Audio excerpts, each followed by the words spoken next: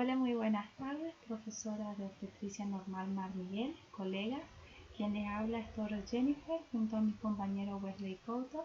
Vamos a estar desarrollando el trabajo práctico número 4, que consiste en una exposición del ciclo ovárico y del ciclo endometrial. Bien. Antes de explicar la función fisiológica del ciclo ovárico, les voy a comentar a modo resumen, tanto anatómica como histológica, estructuras y ubicación, para que en conjunto lleguemos a la comprensión de nuestro tema. Bueno, entonces, ubicación anatómica del ovario.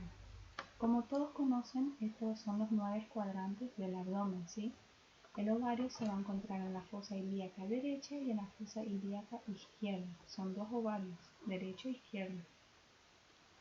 Esta es una imagen, una vista posterior, tanto del útero, del ovario y de las trompas, Entonces podemos decir que el ovario se encuentra lateral al útero, posterior con respecto al ligamento ancho del útero e inferior, a las trompas uterinas o trompas de falopio.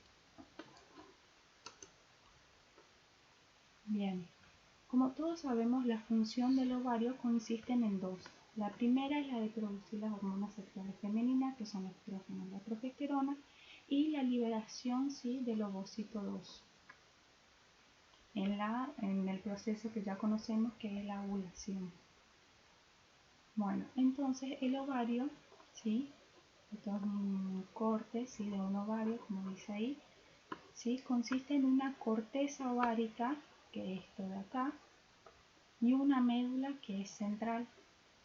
En la médula se va a encontrar el hilo, por donde que van a ingresar los vasos sanguíneos, nervios y linfáticos. En la corteza va a tener presencia de los epitelios, que es el epitelio cúbico simple, que se denomina epitelio germinativo. Va a descansar sobre una lámina de tejido conectivo laxo que se denomina túnica albuligínea. Además, en esta corteza, lo que más se observa, aparte del epitelio y del tejido conectivo, lo que se hace muy observable, es la presencia de los folículos ováricos, que van a tener distintos tamaños, distinta morfología y anatomía, Bien, vamos a ir a un corte histológico, de un microscopio óptico, podemos observar que en la parte lateral se encuentran los folículos primordiales. Esto vendría a ser un folículo primario, un folículo secundario y un folículo terciario.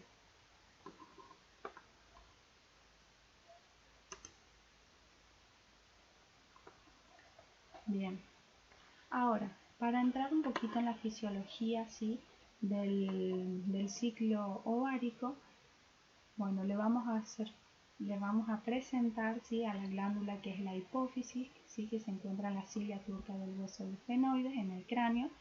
Va a elaborar una hormona que se llama liberadora de las gonadotropinas.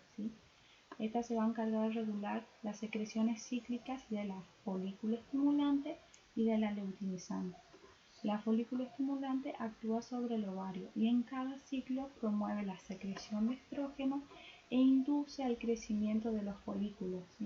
Eso abarca los primeros 14 días del ciclo, del 1 al 14, y se denomina fase folicular o estrogénica, que culmina cuando el ovocito se desprende del folículo que lo contiene. Eso es la ovulación. La ovulación coincide con el aumento súbito de la luteinizante. Se denomina fase lútea o progestacional, abarca los restantes 14 días del ciclo y se halla bajo control de la progesterona. Esta es inducida por la luteinizante, derivado de un secretado del cuerpo amarillo, que es un folículo que se desvació tras la ovulación. Entonces, el ovocito se desprende en la ovulación, en el folículo ovárico el ovocito se desprende del folículo terciario, que es esto de acá. Bueno, el ovocito se desprende, la trompa de falopio lo aspira y en presencia de espermatozoides la fecundación se produce dentro de las 24 horas siguientes de la ovulación. Es importante resaltar que el ciclo ovárico y el ciclo endometrial están íntimamente relacionados. Es como que el ciclo ovárico cronometra, el ciclo endometrial cronometra al ciclo ovárico.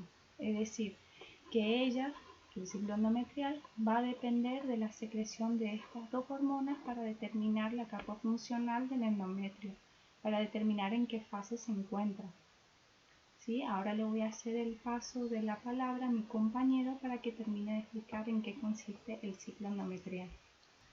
Bueno, dando secuencia al tema con el ciclo endometrial, vamos a tener que ese ciclo se va a dar adentro del útero, ese órgano muscular hueco con una forma de pera invertida por su formato. Anatómicamente se divide en tres capas: el perimetrio como una zona más externa en ese ejemplo, el miometrio, una capa más gruesa muscular, y el endometrio, acá destacado en rojo, que está en contacto con la cavidad uterina. Como dijo la compañera Jennifer anteriormente, en este caso el útero en los cuadrantes se va a ubicar en el hipogastrio.